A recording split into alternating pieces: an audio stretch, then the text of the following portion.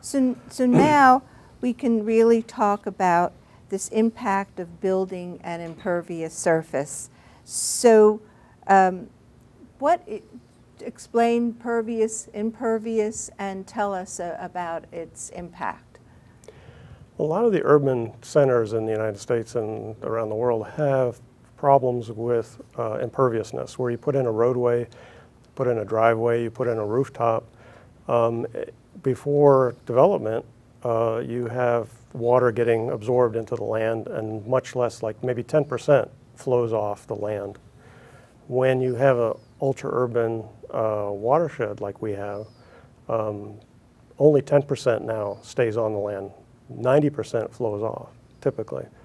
And what flows off is generally not very clean water, because it's cleaning the streets, it's cleaning the rooftops, cleaning off parking lots, and that unfortunately there's a misconception that it goes to the treatment plant and gets treated.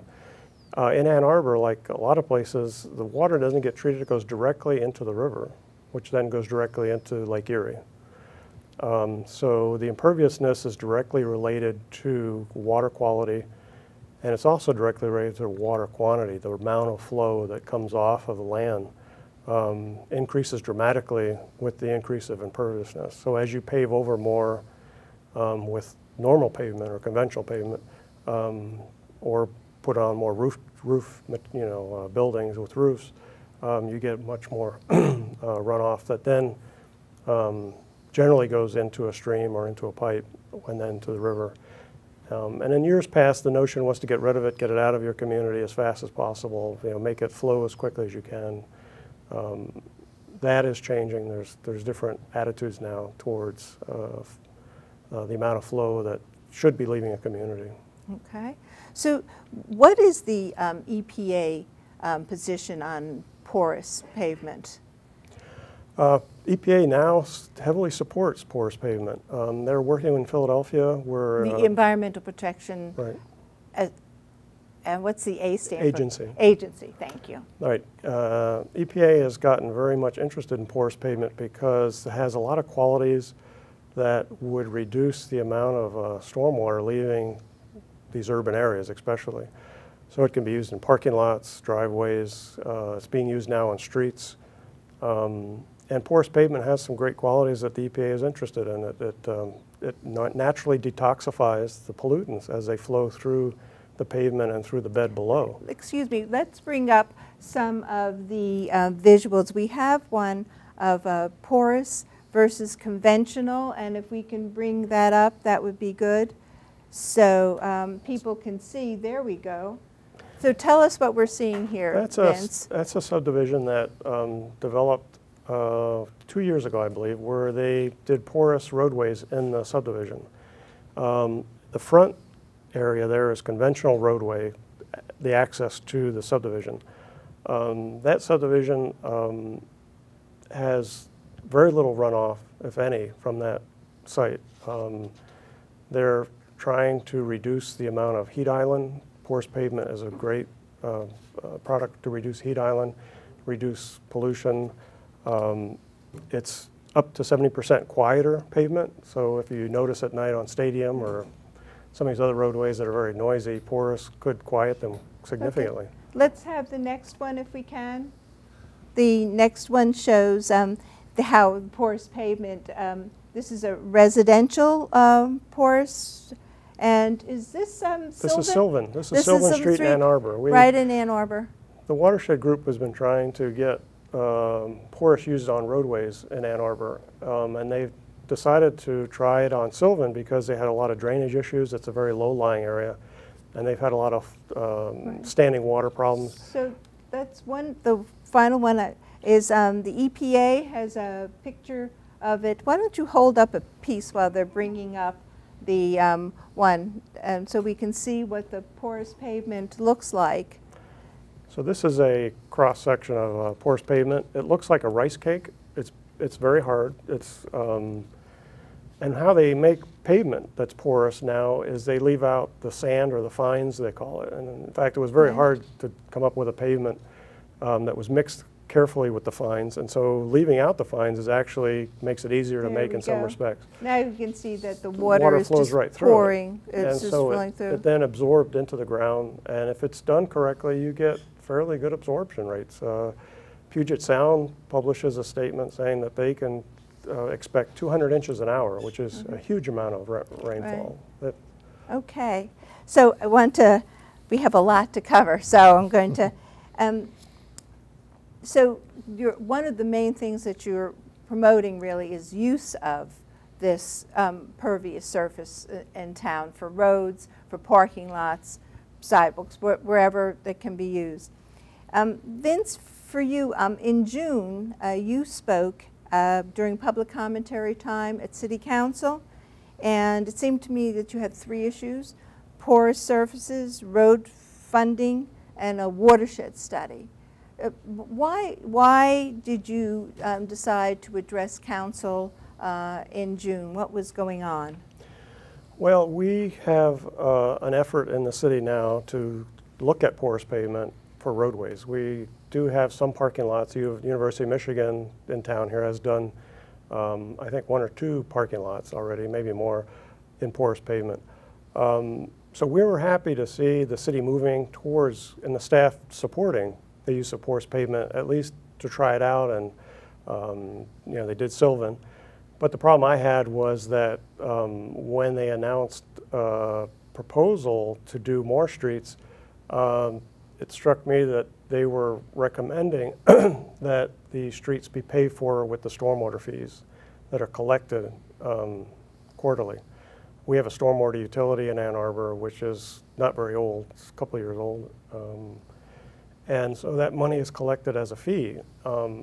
And I've had some issues with that fee being used for non-stormwater use. Now I argued at a meeting discussing these proposals that maybe the cost difference today is a little bit somewhat higher for porous. Some people say it shouldn't be, but it actually is for Ann Arbor. That additional cost versus a conventional roadway, that I could understand being charged to the stormwater utility. I don't understand the rationale for charging the full amount for the roadway to the stormwater fee. I think it needs that better explanation in my mind. I don't understand the logic behind that. And I think we need a watershed study for the Allens Creek. The Allens Creek is one of the most dangerous creek sheds in the city. We would say 1,200 to 1,500 homes and businesses may be at risk in a major rain event. We're having global warming effects that are even described by the EPA, the Union of Concerned Scientists, University of Michigan's Pelston Labs, describing Michigan as getting more rain events and droughts with much stronger rain events with the drought, after the drought. And we have no real meaningful data to guide our planning. We're really basing a lot of our decisions on the '68 flood. Okay. And that's a long time ago. What happened? I looked at the flood mitigation plan, the 2007 flood mitigation plan, which was for Ann Arbor. And I'm going to quote quickly. It says, July of 2004, the city of Ann Arbor began working with FEMA to coordinate an update and remapping project of the city's floodplains and floodways. So, and they said the results of the process will be delivered in 2007. Never happened? It has not happened yet. So that's what you're talking about, needing this study? Yes, this is part of a project that FEMA has undertaken nationwide for updating the floodplain maps that are used to deal with the problem of flood insurance and community response to flooding events. And the remapping program has not resulted in the new maps turning up here in Ann Arbor. Okay. It's hard to know why that hasn't happened. When they do appear, the city will be required to change from the old maps to the new maps, as well as adopting a fairly rigorous building restriction ordinance and a stormwater management ordinance that matches the new maps. And yes, it's been 4 years. Yes. And that map is going to be based mainly on the 68 data. There is no real new data being collected. They are generating models that then we could go back and use if we had data that we could plug into those models. And so theoretically, those models will be fairly sophisticated, but they admitted, the consultant admitted that they're somewhat limited because they don't have additional information that would make the modeling more accurate. Right. So that kind of leads into this, the state of our environment, which is an annual report from the Environmental Commission. And in this, it does show that the structures in the floodplain is very negative. That's bad. But they also show that it's improving. So the question is, even with the new D2 zoning covering much of Allen Creek, it seems that there persists in the city, in city government, to increase density. And really that's a near downtown neighborhood, that's not downtown. So I'm wondering how one can reconcile the fact that the flood mitigation plan was passed, but there is this push for density, like on Madison, you know, when we were having the Moravian and what other big structures are coming in, because the flood mitigation plan calls for, and I quote, restricting new construction in floodplains and where possible, removing existing structures. So what is the problem here? Why do you think there's this push in areas where you really should be increasing density and increasing this impervious surface?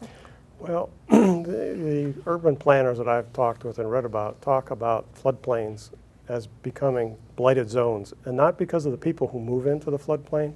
It's because the floodplain and the floodway are inherently dangerous and prone to, severe damage. So a lot of these floodplains in a lot of communities become blighted areas. The notion is that you can, man over nature. Man knows how to overcome the natural forces, but natural forces of water are quite tremendous. And as you see in the East Coast with flooding, it's hard to stop water when it starts to flow. And we need to take care in how we put people in harm's way who may not know that they're being put in harm's way, and take into account the changes in the climate, the changes in imperviousness in the Allens Creek. And in a way, we are flying blind because we really don't have a clear mechanism that would allow us to plan with a clear understanding of what dangers are lurking when a major rain event occurs. We've had 500-year rain events happen lately. Can you address this? Because this was a big rain event. This was the Ann Arbor news, the Ann Arbor paper, AnnArbor.com, and it says flooding in West Park concerns nearby residents. And this was an example where actually mitigation was tried, and did it fail? Well, I think there's an investigation into what happened at West Park. I think there was an effort to improve West Park, and part of that effort, the Allens Creek group got involved, and other people, watershed-friendly people, got involved and tried to incorporate watershed improvement methods in West Park, since it's at the confluence of two of the branches, and there's a lot of stormwater flowing under West Park. So is it getting fixed? My understanding currently is that they're investigating, and they're not sure if the equipment failed or the design failed. They say they will get it to work, but that's another example. Flooding upstream of that in homes. This is another example, I would say, of flying blind. We, in my opinion, did not understand the forces that were at work at West Park during a not huge rain event. It was a 1.6-inch rain that caused the major flooding and the destruction of some of the structures that were put in. Right. That's not a huge rain event for Ann Arbor standard. And the community over there is very concerned, and they see flooding, and they are very concerned that the work that was done in West Park exacerbated the flooding hazard for them. So we're getting close to running out of time. There is a $24 million initiative by the county for over 5 years for 14 projects, 9 of which are in Allen's Creek. Once again, there are pros and cons of this. Can you quickly tell me a pro and con? Well, 24 million, you would think they would have money to do a study to actually guide that expenditure. In fact, there's more monies besides that going to be spent. And I would say, and the Watershed Group has talked about for a long time now, that we do need to do a meaningful watershed hydrologic study with data collection so that we know when we're spending these large sums of money that they're being spent effectively and getting the most bang for the buck. And I think we need to educate the public to know that there is some danger out there, and we can deal with it if we work at it. So and do you think there is the political, and why don't you give us, we're really down to the end here, is there the funding and the political will to accomplish this, do you think? To really improve Allen's Creek watershed, to mitigate the flooding? I would believe that the funding is certainly available. I mean, we have many funding mechanisms that can be used for this purpose, ranging from the drain code to the stormwater utility. The difficulty is the political will. Political will increases exponentially immediately after a 100-year flood, as we had in 1968. It evaporates, so to speak, in my experience, within a 4-year period of time afterwards. And that's very difficult to get people. I think we're going to have to leave it there, but I do want to have brought up your website, which will tell people how to, there's your website. Any last second message? Do you want them to get involved and help? If you want to get involved, you go to our website. You can see how to send an email to us to get an email list on our email list, and we're going to have to leave it there. I thank you very much, Tom and Vince. The time went much, much too quickly. So I want to thank you, our audience, for watching, and write to me. You know I like to hear your comments and your suggestions. I always welcome other perspectives. Until next time.